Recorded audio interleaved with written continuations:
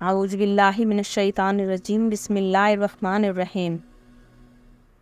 आज का बयान हमारा अजाब और सवाब के हवाले से है कि अल्लाह ताला हर हाल में अजाब और सवाब देने पर कुदरत रखते हैं। चाहे मौत पानी में डूब के हो जाए, चाहे मौत जल के हो जाए, किसी भी तरीके से मौत हो जाए, चाहे हम कब्र में दफन हो या ना हो।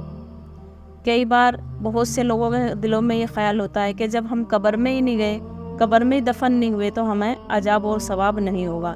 ऐसा कुछ भी नहीं है। अल्लाह ताला हर हाल में अजाब और सवाब देने पर कादिर हैं, वो कुदरत रखते हैं।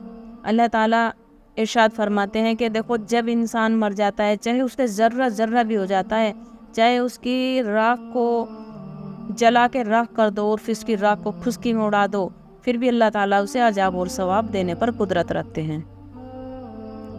सरवर आलम सल्लल्लाहु ताला अलैहि वसल्लम के इरशादात से वाज़ा तौर पर मालूम होता है कि मरने वाला वहम बेज़ाहिर मुर्दा समझा जाता है, लेकिन हकीकत में वो जिंदा होता है। उसकी ज़िंदगी हमारी इस ज़िंदगी से मुख्तलिफ होती है। हुजूर अकरम सल्लल्लाहु ताला अलैहि वसल्लम ने फरमाया कि मुर्दों की हड्डी तोड़ना ऐसा ही है जैसे ज़िंदगी में उसकी हड्डी तोड़ी जाए। एक मर्तबा सरवर आलम सल्लल्लाहु ताला अलैहि वसल्लम ने हज़रत उमर बिन हाजिम रज़ियल्लाहु अन्हा को एक कब्र से तकिया लगाए हुए बैठे देखकर फरमाया कि इस कब्र वाले को तकलीफ न दो। जब इंसान मर जाता है तो इस आलम से मुंतकिल होकर आलम बरज़ख में पहुंच जाता है। वह अभी इसे कब्र में भी न रखा जाए या आग में भी न जलाया जाए, इसमें समझ और शऊर होता है।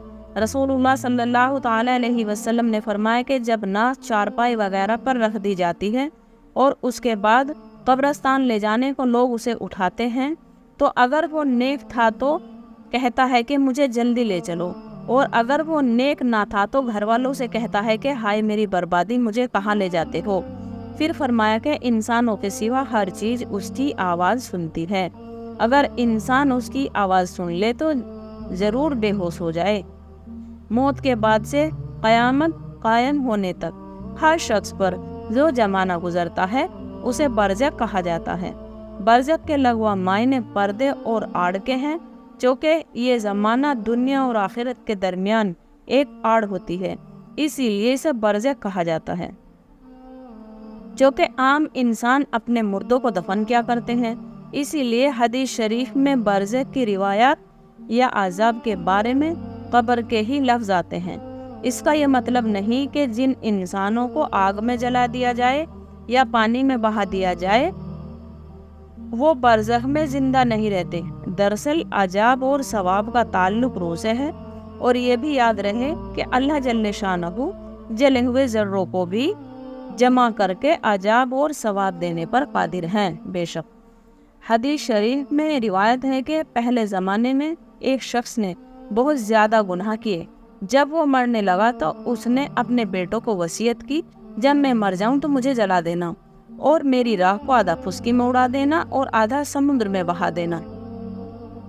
वो ये वसीयत करके उसने कहा कि खुदा मुझ पर कादिर हो गया और उसने इसके बावजूद भी मुझे जिंदा कर लिया, तो मुझे ज़रूर बाज़रूर ज़बरदस्त अजाब देगा जो मेरे अलावा इस सारे जहान में से और किसी को न देगा।